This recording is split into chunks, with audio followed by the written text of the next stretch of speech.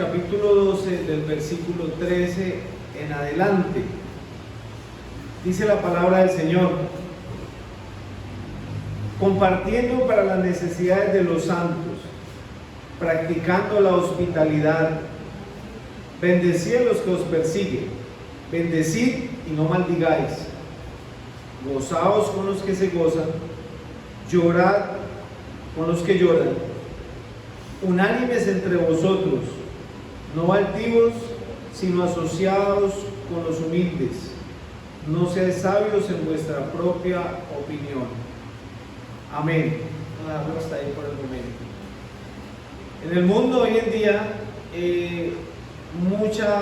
muchos grupos o denominaciones, organizaciones, en fin, hacen protestas, hacen campañas sobre la aprobación de sus derechos, ¿cierto? Muchas personas hoy en día quieren hacer valer sus derechos, unos de una forma muy positiva porque son vulnerados, entonces hacen valer sus derechos, quieren que se les valore sus derechos, o tienen derecho a algo pero no se los quieren dar, ya sea en su trabajo, ya sea, bueno, en el lugar donde estén, en fin, en la sociedad. Pero pocos hablan de los deberes que deben de cumplir. Es muy fácil de pronto exigir derechos, ¿cierto? Pero cuando se trata de nuestros deberes o de los deberes que debemos de asumir, de pronto ahí sí la situación cambia. La iglesia está llamada y tiene un sinnúmero de deberes que cumplir, que hacer, que realizar. Y de eso vamos a hablar en esta mañana, de algunos deberes de la iglesia. Vamos a hablar de todos porque son muchos. Recordemos siempre, hermanos, que nosotros como creyentes debemos de tener una vida práctica. El creyente es un creyente practicante. Nadie puede decir que es creyente, pero no practica lo que dice la Escritura. Eso es contradictorio. Una persona es creyente porque, aunque no es perfecta, traza la Escritura y mira sus responsabilidades y deberes y empieza a asumirlas como suyas, porque es la palabra de Dios. Cuando la palabra de Dios nos habla y nos dice que qué debo cambiar, yo no digo, esto es para mi hermano, lástima que ese no vino porque eso era para él. No, la idea es que cuando miremos y leamos, diga, esto es para mí. Y antes de que otro la deba cumplir, yo debo asumir esa responsabilidad, ese deber, y lo tengo que poner en práctica. Amén. Según lo que acabamos de leer, dice ahí en el versículo 13, vamos a mirar varios puntos de aquí, de estos versículos que leímos, y dice, compartiendo para las necesidades de los santos. Compartiendo para las necesidades de los santos. Ese es uno de los primeros deberes que debemos de hacer.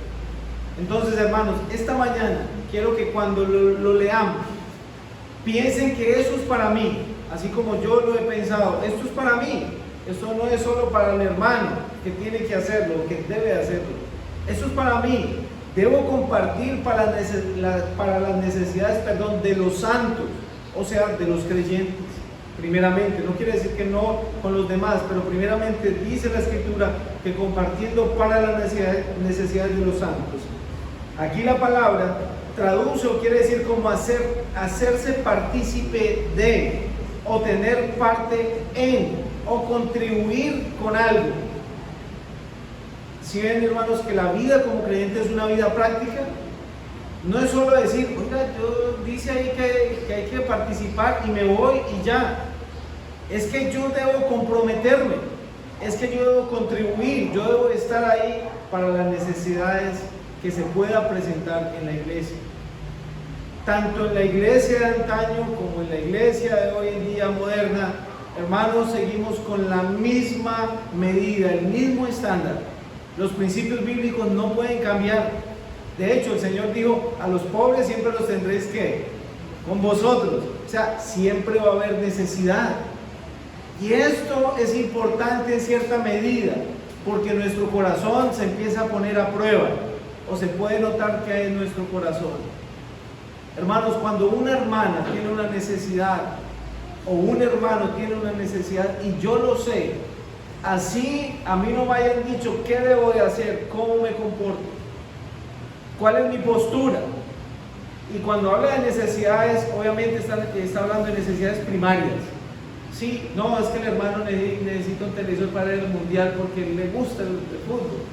Contribuamos para la necesidad del hermano. No está hablando de eso. Se está hablando para las necesidades primarias, fundamentales. Cuando a un hermano le falta el sustento, una hermana le falta el sustento, una hermana le falta abrigo espiritual, le falta un amigo, una amiga que esté con ella, que esté escuchándola también. Pero también cuánta necesidad física puede haber en un hogar. Y muchas veces, hermanos, que cuando uno tiene alguna necesidad, uno no está publicando, ¿no es cierto? La mayoría de las veces no se hace, por pena, por vergüenza, porque uno sabe que no, el Señor proveerá. Pero cuántas veces también sabemos de la necesidad de algún hermano y qué hacemos, cuál es nuestra postura. Algo como el que vio a aquel hombre tirado en el piso, ¿se acuerdan del buen samaritano? Pasó el sacerdote, pasó el levita y vio a este hombre casi muerto, tirado ahí. Tengo que ir rápido al templo, tengo que cumplir la ley. Si no tuviera tanto afán, yo lo ayudaría. Y muchas veces podemos hacer eso, hermano, ¿cierto? Llegamos y como que pasamos silbando por la necesidad de la hermana o del hermano y no estamos dispuestos a despojarnos de lo nuestro por ayudar a un hermano. La iglesia lo hacía, hermanos, y la iglesia lo hace. La iglesia lo debe de hacer. Esto no es un cuento, esto no es algo que quedó en el pasado. Hermanos, si uno cierra el corazón contra esta necesidad, ¿cómo mora el amor de nosotros? Esto lo dice, vamos a leerlo allí en Primera de Juan, capítulo 3, versículos 17 y 18. Dice así: pero el que tiene bienes de este mundo y ve a su hermano tener necesidad y cierra contra él su corazón, ¿cómo mora el amor de Dios en él? Hijitos míos, no amemos de palabras ni de lengua, sino de hecho y en verdad. Si ven la diferencia, hermanos, por eso les digo, la vida cristiana es una vida práctica, es de practicar, es de poner en obra, no es de decir. Hay muchas personas con buenas intenciones y pero se quedan solo ahí en intenciones. El cementerio está lleno de buenas intenciones, pero el muerto no puede hacer nada. Pero nosotros como creyentes debemos de saber este principio, hermanos. No pregunten, no solo esperemos de que alguien diga, hay una necesidad en tal persona, o tal persona está pasando por esto. ¿Por qué no preguntamos más bien? ¿Qué hermano puede estar pasando esta necesidad? ¿Qué hermana puede estar pasando esta necesidad para ayudar? No para decir, solo le voy a dar oración. Sí, la oración es lo primero, pero también vayamos un poquito más allá. Despojémonos de lo nuestro, hermano. Si alguien tiene bienes de este mundo, si un hermano tiene bienes de este mundo y ve a su hermano pasar una necesidad y no ayuda, ¿qué pasa? El amor de Dios no está en él. Es así de sencillo. Compartiendo para las necesidades de los santos. Hermanos, ¿cuál va a ser nuestra postura hoy en día? Cuando leemos el libro de los Hechos, es un libro, todos los libros de la Biblia son impactantes, son hermosos, pero cuando vemos el nacimiento de la iglesia, era algo sobrenatural, y eran personas como usted y como yo, mis hermanos, no tenían nada diferente, y tal vez muchas personas de los que más daban o ayudaban podían ser los que menos dinero tenían. Hay una frase que dice que no hay rico tan rico que no tiene ninguna necesidad, y no hay pobre tan pobre que no tenga nada que dar. Muchas veces nos escudamos, es que si yo tuviera, ¿yo qué no haría? Si cuando yo tenga, yo le doy. Las personas que piensan así nunca van a dar, así tengan. Pero una persona que está dispuesta a dar, tenga poco, tenga mucho, en la medida de lo que tenga, va a ayudar a ese hermano y a esa hermana. Hermanos, es nuestro compromiso. No es solo decirlo y salir de aquí y irnos, no, verdad, eso sí es cierto, y dentro de 8 días nos acordamos que fue lo que escuchamos. Compartiendo para las necesidades de los santos. Somos una familia en Cristo. Lo que le pasa a su hermano, lo que le pasa a su hermana, les debe de doler, mis hermanos. Debemos de estar prestos a las necesidades de los santos. Como segundo encabezado, encontramos ahí practicando la hospitalidad. Practicando la hospitalidad. Practicar traduce como perseguir, seguir con prisa o esforzarse para hacer algo. No es como por decirlo, bueno, lo hago cuando me toque. Va un poquito más allá. O cuando veo la necesidad la hago, está muy bien. Pero es como un esfuerzo agregado a practicar esto. Y hospitalidad quiere decir, o traduce como amor a los extranjeros, cuidado por los extraños, tener cuidado con los extraños, o sea, cuidar a los extraños, en otras palabras, para que no suene como raro. O sea, perseguir, esforzarse para cuidar a aquellas personas que no conozco. Bueno, es muy fácil, ¿cierto, hermanos? De pronto ser hospitalario con un hermano que conocemos. Viene el hermano de Pereira, viene el hermano de Manizales, el hermano de Santa Rosa, en fin, conocidos. Claro, hermano, está muy bien. Pero cuando viene un hermano que no conocemos, ¿qué hacemos? Cuando hay una reunión, cuando vienen hermanos de otro lugar, hermanos, tenemos conferencias, que bueno que hiciéramos conferencias más a menudo, que estudiamos por costumbre, ¿cierto? ¿Cuál debe ser nuestra postura? ¿Qué debemos hacer? Y no se trata también de que no, si yo tuviera una casa grande yo la hospedaría, pero como no tengo, entonces eso no es para mí, es para otro hermano. ¿Cuál es mi postura con los hermanos? ¿Cómo debe ser? ¿Saben? Hay un hermano que lo menciona Pablo y dice en Romanos 16:23, os saluda Gallo, hospedador mío y de toda la iglesia. Y ahorita vamos a ver también cómo el apóstol Juan habla de este mismo hermano Gallo. Pero imagínense, era un hermano que hospedaba no solo a Pablo, sino a toda la iglesia que podía llegar, a los creyentes. Y esto, bueno, asumamos, lo más probable, este hermano tenía una vida económica muy buena. Pero ¿cuántas personas con una vida económica son los que menos dan? No se trata tal vez de lo mucho que tengamos o de lo poco que tengamos, sino la disposición de nuestro corazón. Porque el Señor nos está mandando a que nos endeudemos para atender a nuestro hermano. Se está tratando de ser esforzado y hospitalario con lo que el Señor le ha dado para que hospede, para que ayude, para que tenga amor por ese hermano que tal vez no conocemos. Miren lo que dice en la tercera carta del apóstol Juan, terminando allí la escritura. Tercera carta del apóstol Juan,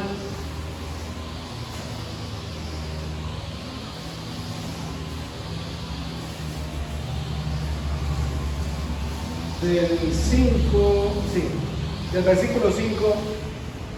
Amado, fielmente te conduces cuando prestas algún servicio a los hermanos, especialmente a los desconocidos, los cuales han dado ante la iglesia testimonio de tu amor, y harás bien en encaminarlos como es digno de su servicio a Dios, para que continúen su viaje. Ahora, ¿cuál es el contexto de lo que está pasando allí? El hermano elogia, el apóstol Juan elogia la conducta de nuestro hermano Gallo, ¿no? Hermano, fielmente te conduces cuando prestas este servicio a los hermanos allí en tu casa, cuando ellos pasan por ahí, especialmente a quienes, a los desconocidos. Y este hermano tenía por costumbre esto, hermanos, era algo hermoso, era algo precioso de este hombre. Su corazón era amplio en poder servir de canal de bendición para muchos creyentes, esos que pasaban y tal vez no tenían la parte económica fructífera, pero podían encontrar un oasis en medio del desierto para culminar su viaje, para seguir adelante.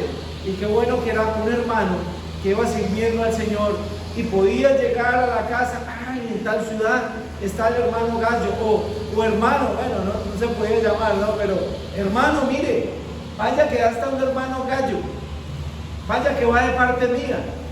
Hermano, yo vengo de parte del hermano, bien pueda, hermano, siga, ya tiene su habitación, siga esto, o siga lo que sea, tiene su comida, lo atendían. Y ellos podían refrescarse allí unos días para continuar su viaje. Yo sé, hermanos, que en nuestros días no es fácil tener hospitalidad con personas desconocidas. Es muy fácil con los amigos. Para eso hay que ser sabios si es alguien desconocido. No quiero decirle, hermanos, que no espera a ningún desconocido, pero tiene que ser muy sabio al tomar una decisión. Pero en cuanto a los creyentes, nos es más fácil en cierta medida.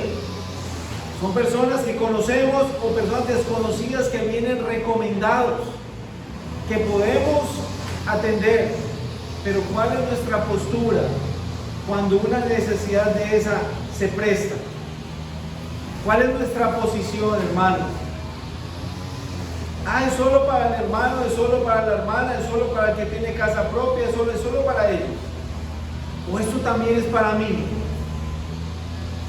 ¿Qué hago yo? ¿Qué debo de hacer? Hermano, vinieron los hermanos de tal lugar, hermano, puedo colocar esto al servicio. Hermano, puedo hacer esto, puedo entregar lo que tengo para el servicio. Eso está para la ayuda. ¿Saben por qué, hermano? Porque ellos tienen necesidad. Y segundo, porque compartían el evangelio. Y porque así no sean predicadores, son creyentes, son de la misma familia. Y ellos donde lleguen van a no olvidar el amor que tuvieron en tal lugar, esos hermanos con su vida, y su vida va a ser llena de bendición. Había un hombre en Inglaterra, creo, Chalman, hace muchos años. Este hombre tenía una casa muy grande y él hizo habitaciones, la hizo con un diseño especial. El diseño era que esa casa iba a ser como refugio para creyentes que pasaran por esa ciudad, hermano. Y muchos de viajes largos podían llegar a este lugar donde tenían una cama cálida, alimentación y todas sus necesidades básicas primordiales iban a ser sustentadas aquí. De hecho, no era solo por un día o una semana, hasta meses se podían quedar los hermanos allí para continuar su viaje. Y ese hombre tuvo dinero y dejó todo por la obra del Señor, pero antes de eso pudo construir este lugar pensando en eso, pensando en la necesidad. Y hermanos, tal vez no tengamos una casa en ese estilo, ¿cierto? O no tengamos una cuenta bancaria muy jugosa, o ni tengamos cuenta bancaria. Pero eso no quiere decir que usted está exento de este deber. Practicando la hospitalidad, todo creyente está llamado a ser hospitalario. De hecho, la palabra hospitalidad viene de la palabra hospital. Y yo sé que todos hemos tenido experiencias positivas y negativas en algún hospital, pero cuando usted entra a un hospital y a usted le asignan una habitación, usted tiene una cama, tiene un techo, lo están atendiendo, y si le ordenan medicamentos, a la hora que es se los van a aplicar, colocar. Si es cada 3 horas, ahí está la enfermera. Si está esto, si está completamente, si tiene que ir a exámenes, allí se los van a hacer, y le están haciendo todo eso. Si están pendientes de esa persona. Ese es el mismo sentido cuando seamos hospitalarios, que de hecho lo debemos ser. Debemos de hacerlo de esa misma forma. Estar pendientes, ayudar. Esto, hermanos, es un deber como creyentes. No crean que la palabra del Señor solo era porque el apóstol Pablo se paraba y predicaba y ya. Y así fue corriendo durante los siglos. Él tuvo que viajar de ciudad en ciudad, hasta cambiar de continente, hermanos, de países, y donde llegaba, muchos hermanos fueron hospitalarios con él. A raíz de esto, el evangelio se siguió extendiendo. ¿Y cuántas personas hoy predican el evangelio porque muchas personas son hospitalarias. Espero, hermanos, que no olvidemos este punto, que lo tengamos en cuenta, contribuir para la necesidad de los santos, pero también ser hospitalarios. En el tercer encabezado, según lo que venimos leyendo aquí en la carta a los romanos, dice que bendecid a los que os persiguen, bendecid y no maldigáis. Y si notamos, hermanos, obviamente esta carta va dirigida a creyentes. ¿Se ve? Habla de las necesidades, de ser hospitalario, pero ahorita cambia un poco el rumbo. Y dice bendecir. Bendecir quiere decir elogiar, alabar, hablar bien, invocar una bendición sobre alguien. Es lo que trata esa palabra. Bendecir. Ahora, ¿a quiénes?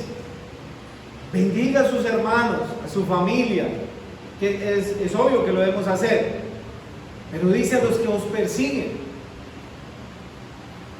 Y yo no sé, hermanos, si usted tiene alguna persecución, un enfrentamiento con alguien, o alguna vez la tuvo, pero en los tiempos en que se escribió esta carta, la persecución era muy diferente, era muerte. Bendecid a los que os persiguen, a esas personas que los querían matar por el hecho de solo ser cristianos. Y ellos podían tener derechos, pero nunca dijeron, venga, quiero hacer valer mis derechos. Pablo antes le dice, oren por ellos, bendigan. ¿Verdad, Pablo? Sí. Hoy en día estamos en una sociedad que va en contra de la escritura, de la palabra de Dios. Y todo el mundo quiere exigir, ¿cierto? Todo el mundo quiere decir que se haga valer lo que yo pienso, lo que yo creo. Cuando le decimos a alguien, bueno, si usted tiene un enemigo, si alguien está en contra suya, que bendígalo, ore por él, ¿qué le van a decir a uno? Está loco. Si yo tengo la razón. Pero eso no es lo que dice la escritura.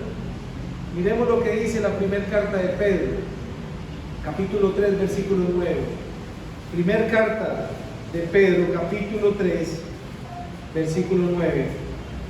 Dice la escritura, no devolviendo mal por mal, ni maldición por maldición, sino por el contrario, bendiciendo, sabiendo que fuiste llamados para ser herederos de la bendición.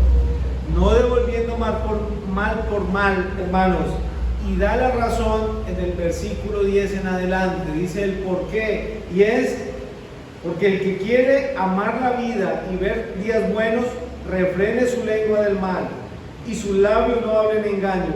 Apártese del mal y haga el bien. Busque la paz y sígala, porque los ojos del Señor están sobre los justos y sus oídos atentos a sus oraciones. Pero el rostro del Señor está contra aquellos que hacen el mal. Por esta razón, el Señor le está diciendo, miren, aquí a través del apóstol Pablo, bendigan a los que os persiguen. Y aquí les dice el porqué en el apóstol Pablo, les dice el porqué. Nuestra boca está hecha para bendecir, para ser de bendición. Mire, hoy en día el mundo, hermanos, paga mal por mal. Si alguien me hizo esto, pues yo le hago algo y le hago peor. ¿Y cuántos creyentes dicen hasta lo mismo? Yo soy manso, pero no menso.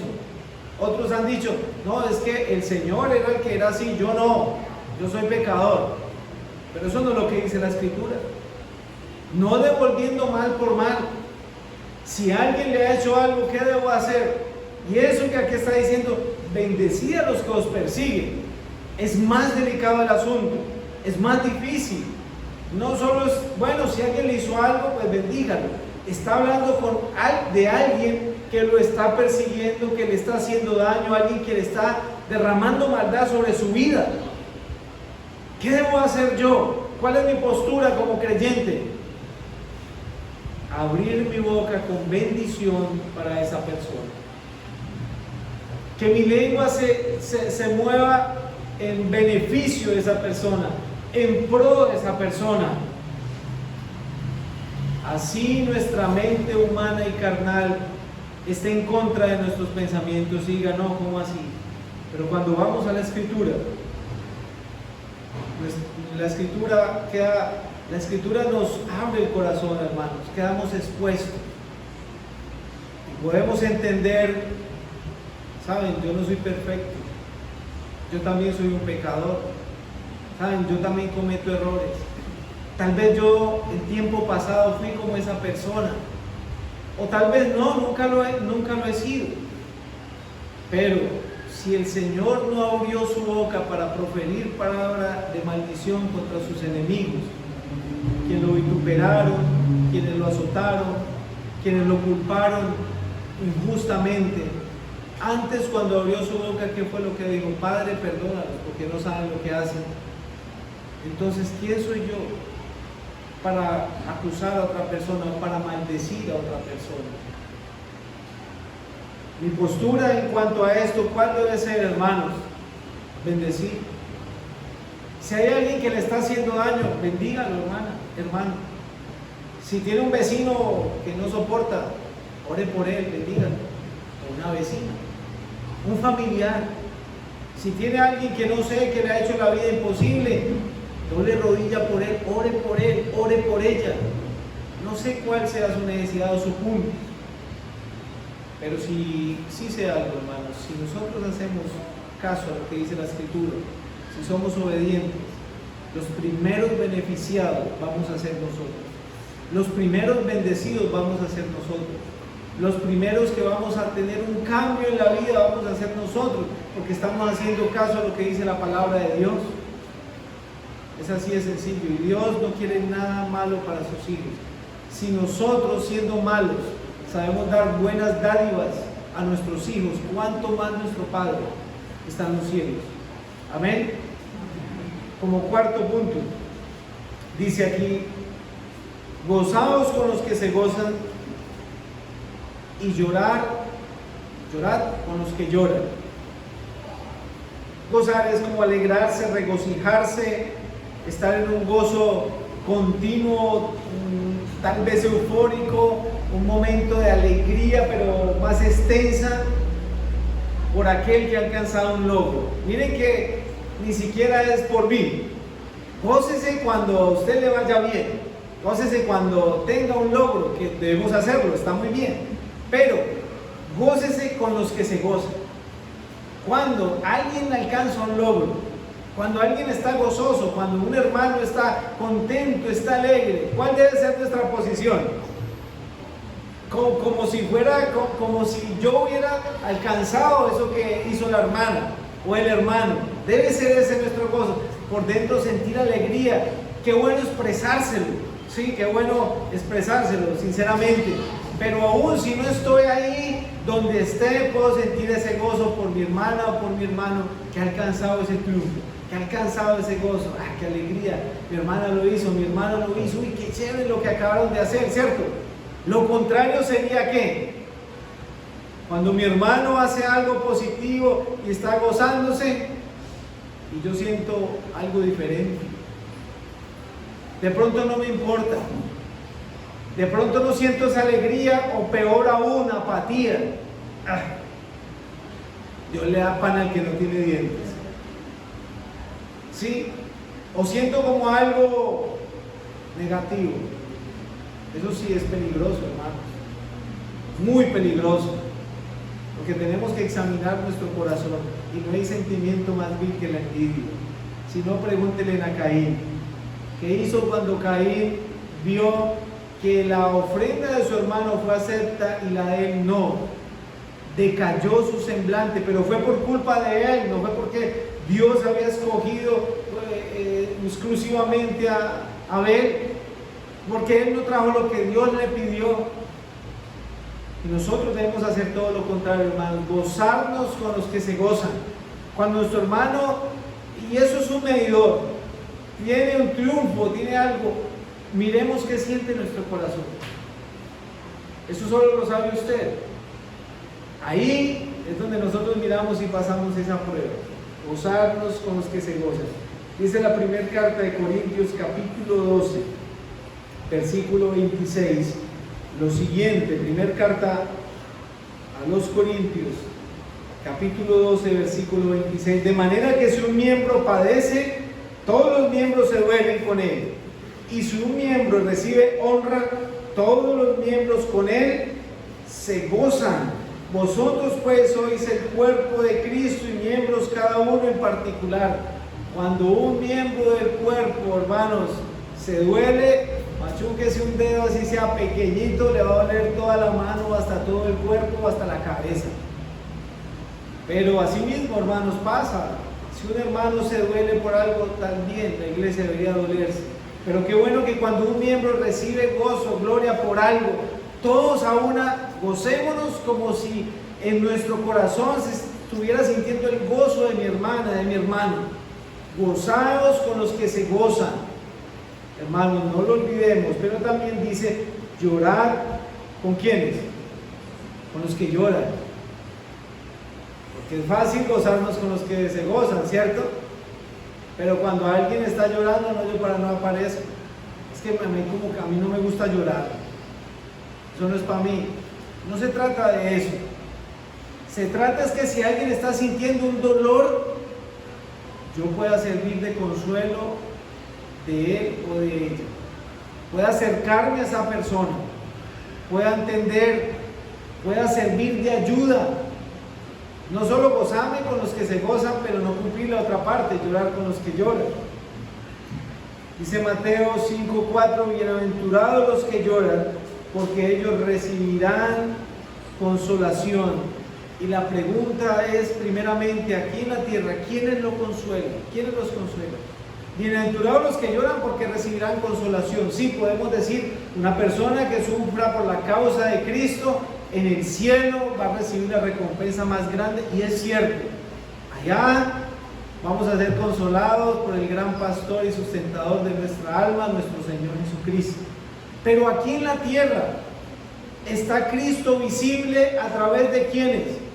De la iglesia, de los cristianos. Entonces, si un hermano se duele o llora o sufre, ¿quiénes son los que se deben acercar a consolar? ¿Quiénes son los que deben de llorar con ese que está llorando? Los creyentes, los hermanos. Por eso nos llamamos hermanos. Gozarnos con los que se gozan, pero llorar con los que lloran. En otras palabras, de pronto más sencillas, hermanos, debemos estar unos con otros en las buenas y en las malas, en todo momento. Por eso la iglesia nos es comparada como ovejas, y las ovejas mantienen en manadas. Debemos de viajar, una oveja no puede viajar sola, no debe andar sola, debemos de andar juntos, porque así miramos la compañía, la necesidad del hermano, la necesidad de la hermana, la ayuda, en fin. Y así es que nuestro carácter también es pulido. ¿Por qué? Porque somos diferentes, completamente diferentes. Y yo creo que si vemos un rebaño de ovejas, uno no ve a todas las ovejas marchando así una a la par, y todas en filita, y para una y paran todas, y arranca una y arrancan todas, ¿cierto que no? Ellas andan así como loquitas, por eso necesitan un pastor. Nuestro Señor Jesucristo es nuestro pastor. Entonces hay una que va adelantada, la que se embarra, la que se pierde, la que no hace caso, hay otra que toca jalar, y así somos. Pero cuando nos entendemos, empezamos a tolerar a mi hermano, a tolerar a mi hermana, a vestirnos de paciencia. Y así con el pasar de los años, hermanos, nuestra vida va cogiendo más forma la imagen y persona de nuestro Señor Jesucristo. Gozar con los que se gozan y llorar con quienes, con los que lloran. Como quinto y último encabezado, unánimes entre vosotros. Para eso vamos a irnos al libro de los Hechos, capítulo 4. Unánimes entre vosotros.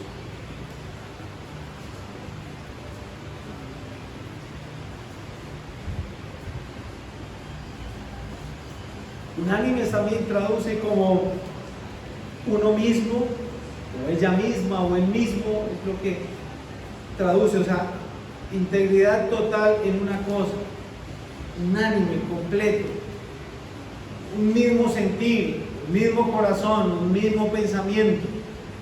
Y puede ser hasta contradictorio, porque si hablamos que todos somos diferentes, entonces ¿cómo vamos a ser unánimes?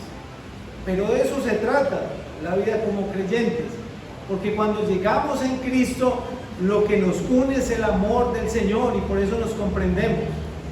Es algo hermoso, podríamos llamarlo así, de uno llamarle hermano o hermana a alguien de otro país que tal vez nunca ha visto y que llegó un día recomendado y hermanos, mire, hoy viene un hermano de Australia o bueno, van a llegar uno de Japón, no sé, alguien así recomendado por otro hermano que es un hermano veraz, conocido de otros hermanos que nos conocen, y aunque nosotros no lo hayamos visto, sentimos ese calor, esa armonía, es un creyente y le podemos decir con esa confianza, hermano, ¿cierto?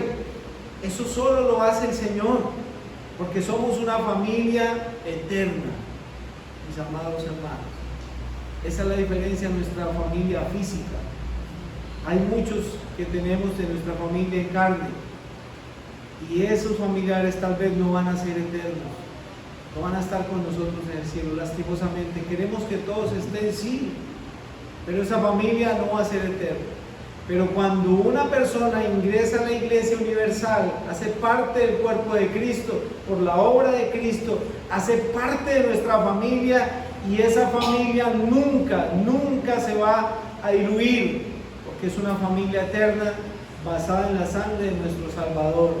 Y eso hace que seamos unánimes, juntos, como cuando inició la iglesia.